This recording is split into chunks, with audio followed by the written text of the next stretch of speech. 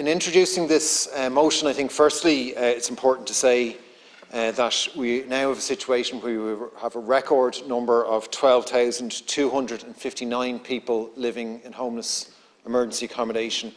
That includes 171 pensioners and 3,594 children. If you go back to when Fine Gael took office, there was less than 4,000 people in homeless emergency accommodation. Far too many people, and since Fine Gael have been in office over the last decade, that number has now more than tripled. And more alarming than that again is the Taoiseach yesterday in his comments on it seems to expect that it's going to grow further. And we've seen from the notice to quit data that was released by the Residential Tenancies Board yesterday that there was almost 5,000 notices to quit issued in the first quarter of this year, and we're going to see almost 20,000, based on that, almost 20,000 notices to quit taking place this year. So unless there is urgent action from the government on this, we're going to see homelessness continue to grow.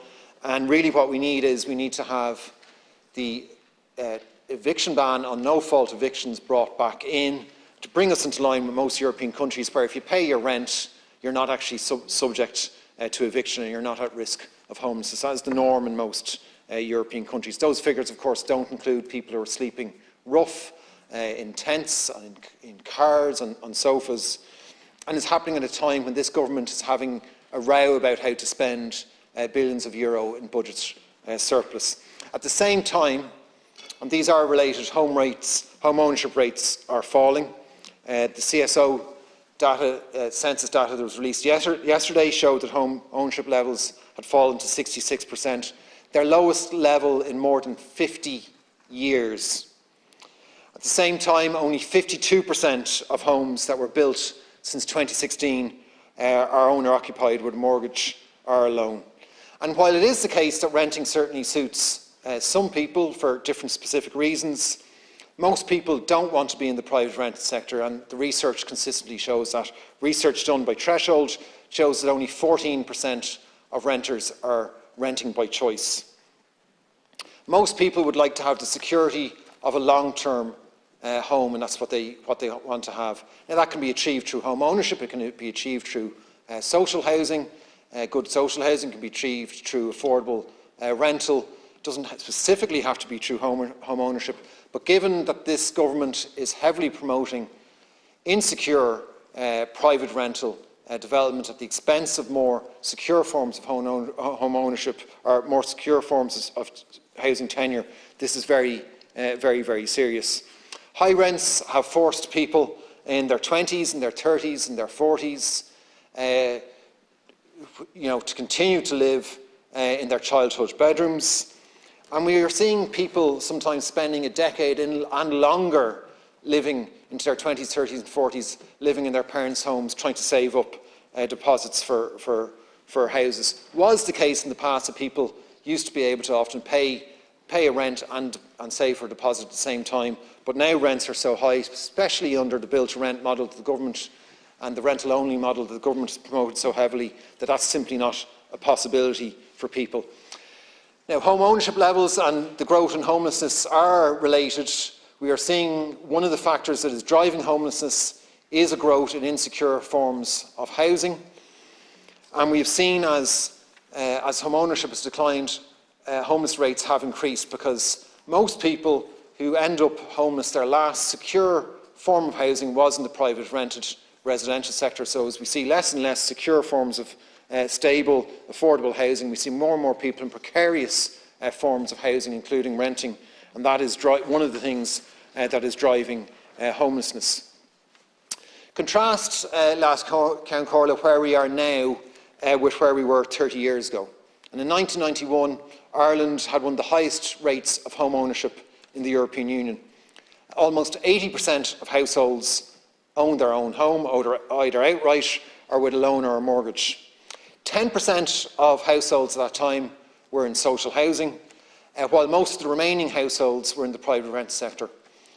And certainly not everyone in the private rental sector there was younger or was students, but a good number of people there were in those categories and were very much there as a tenure of choice because it suited them. We're in a very, very different situation now, and it is not an accident. It is because since then, successive governments have pursued policies and put huge resources into changing the tenure and the stability of our housing system in Ireland. We saw when this state was set up in the 20s, the situation then was a huge amount of the population was renting either in rural areas to landlords, or indeed in urban areas, a huge amount of people renting in tenements and in slums. And we didn't have the kind of home ownership rates that were built up over the 20th century with a huge amount of public investment. The Land Commission did put a massive amount of resources into buying out land so that people in rural areas would no longer have to be renting off landlords. They would own their small plots of land and indeed own their homes. And then in cities, vast resources were put into public housing in terms of slum clearances, in terms of building social housing and indeed affordable purchase housing. I often mention the example of, in my constituency, Marino, where 1,200 affordable purchase homes were built 100 years ago. And that area of Marino is still extremely successful. We have had, in the last 30 years, we've had multiple measures from governments effectively attacking the high levels of home ownership. It started with the Section 23 tax reliefs that were rolled out very widely for investors, and it's continuing now with the favourable tax treatment for investment funds that this government is so keen on.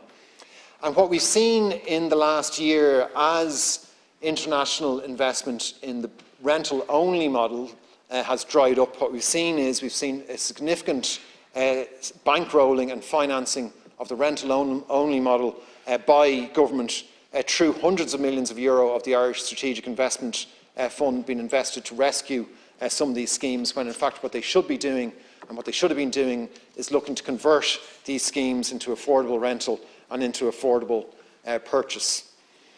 There are particular effects of promoting this rental-only model. It's creating a retirement cliff edge. According to the SRI, only 65% of people aged 35 to 44 are likely to become homeowners by the time that they retire, and this compares with more than 90% of those who are currently aged 65 and over. And this is what this government's policy is doing. That's going to create a retirement time bomb in terms of people not being able to afford those high rents. That's going to put very significant pressure on the state to subsidise them, and it's going to mean that an increasing number of pensioners are at risk of homelessness if those tenancies end. This model is also contributing to the increased levels of homelessness by its nature.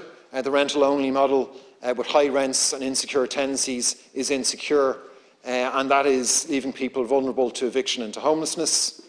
It is leading to more and more younger people and people into their 30s and 40s simply not being able to afford these extravagant rents and having to live in their childhood bedrooms. There's now more than 400,000 adults living in their childhood bedrooms well into their 20s, 30s and 40s.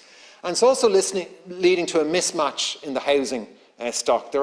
As households are becoming smaller, we are building smaller dwellings, including lots more apartments, and there's a certain logic to that. However, if the vast majority of new apartments are rental only, it means that households who may be occupying a family-sized home may wish to have the choice to be able to right-size to an apartment. They don't have that choice. Some people will never want to do that, and that's absolutely fair enough, but some people do want that choice.